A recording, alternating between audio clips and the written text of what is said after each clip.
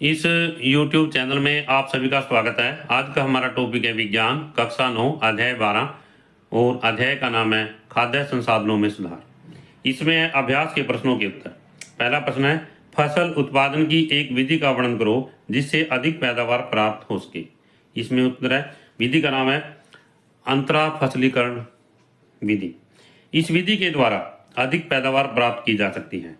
इसमें कुछ पंक्तियों को एक ही प्रकार की फसल तथा उनके एकांतर में स्थित दूसरी पंक्तियों में दूसरी प्रकार की फसल उगाते हैं। इसमें यहाँ पर जैसा कि ये चित्र दिखाया गया है, इसमें जैसे पहले हमने ये फसल उगाई है यहाँ पर, इसके बाद में इन दो पंक्तियों के बाद में फिर हमने दूसरी फसल उगा दी है और फिर इसके बाद में फिर क्या है, हमने एक अन्य फसल जो है यहाँ पर उगा दी है। इस तरह से इनको पंक्तियों में उगाया जाता है और फसलों के बीच में जो है जैसे सीधी है, इसके बाद में दूसरी पंक्ति आ गई, फिर इसके बाद में तीसरी पंक्ति आ गई। इस तरह से इसके उदाहरण क्या है, सोयाबीन प्लस मक्का, बाजरा प्लस लोबिया इसके उदाहरण है। लाभ क्या है, इसके द्वारा पीड़क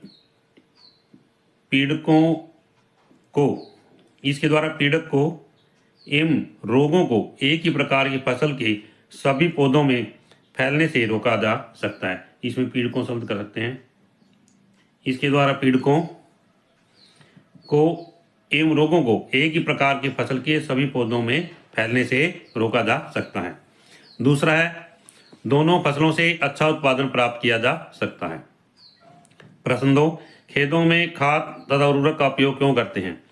खेतों में खाद एवं उर्वरक का उपयोग भूमि में आवश्यक पोषक तत्वों की कमी को पूरा करने के लिए किया जाता है। खेतों में बार बार फसल उगाने से मिट्टी में आवश्यक पोषक तत्वों की कमी हो जाती है।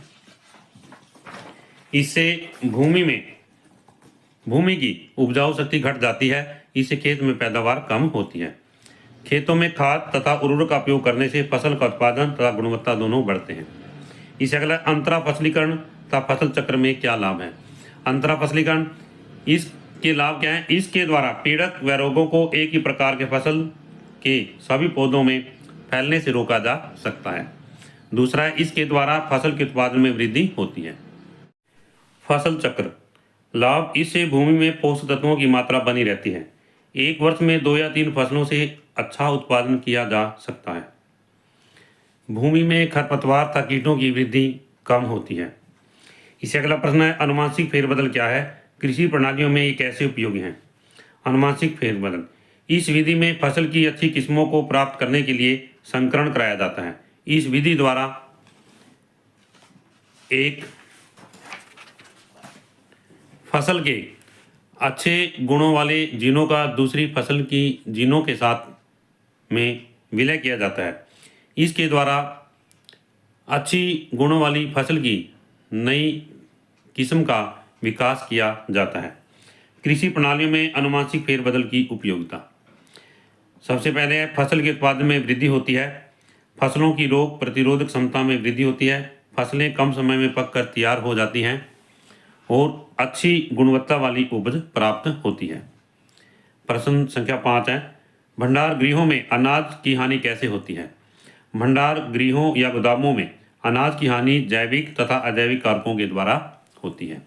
इसमें है जैविक कारक कौन से हैं, कीट, कवक, कृंतक, चींटड़ी तथा जीवाणु।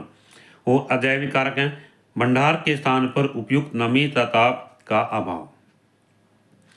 इनके कारण गोदामों में अनाज की हानि होती है। किसानों के लिए पशुपालन प्रणालियां कैसे लाभदायक हैं। उत्तर, किसानों के लिए पशुपालन प्रणालियां निम्नलिखित रूप से लाभदायक हैं।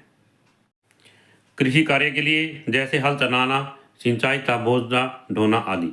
दुग्ध उत्पादन के लिए या दूध उत्पादन के लिए गाय और भैंस से दूध प्राप्त होता है। प्रश्न संख्या 7, पशुपालन के क्या लाभ हैं। पशुओं से हमें दूध प्राप्त होता है। पशु कृषि कार्य जैसे खेत जोतना, बोझा ढोना, हल चलाना आदि में उपयोग होते हैं। पशुओं से हमें मांस तथा अंडे प्राप्त होते हैं। पशुओं का गोबर खाद बनाने के काम आता है। भेड़ों और बकरियों से हमें ऊन प्राप्त होती है। इससे आगे प्रश्न संख्या 8, उत्पादन बढ़ाने के लिए कुक्कुट पालन, मत्स्य पालन तथा मधुमक्खी पालन में क्या समानताएं हैं। उत्पादन बढ़ाने के लिए कुक्कुट पालन, मत्स्य पालन तथा मधुमक्खी पालन में निम्नलिखित समानताएं हैं। सबसे पहले उपयुक्त तापमान। इन सभी को पालने के लिए आवास का तापमान उपयुक्त होना चाहिए। इसके बाद में है स्वच्छ वातावरण। सभी के रहने के स्थान का वातावरण स्वच्छ होना चाहिए। संक्रामक रोगों एवं हानिकारक जीवों से सुरक्षा। सभी को संक्रामक रोगों व हानिकारक जीवों से बचाने की आवश्यकता होती है। प्रश्न संख्या 9, प्रग्रहण मत्स्यन, मैरीकल्चर तथा जल संवर्धन में क्या अंतर है? प्रग्रहण मत्स्यन, मछलियों को प्राकृतिक स्रोत जैसे समुद्री जल, नदियां तथा तालाबों से पकड़ना प्रग्रहण मत्स्यन कहलाता है। मैरीकल्चर, मछलियों का समुद्री जल में संवर्धन समुद्री संवर्धन या मैरीकल्चर कहलाता है।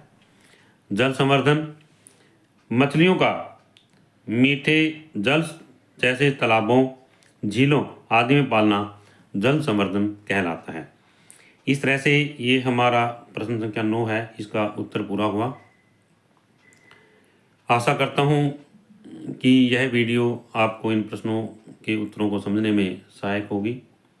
और यदि यह वीडियो आपको अच्छी लगे तो आप इस वीडियो को लाइक करें, शेयर करें, और यदि आप इस चैनल पर नए हैं तो चैनल को सब्सक्राइब करें।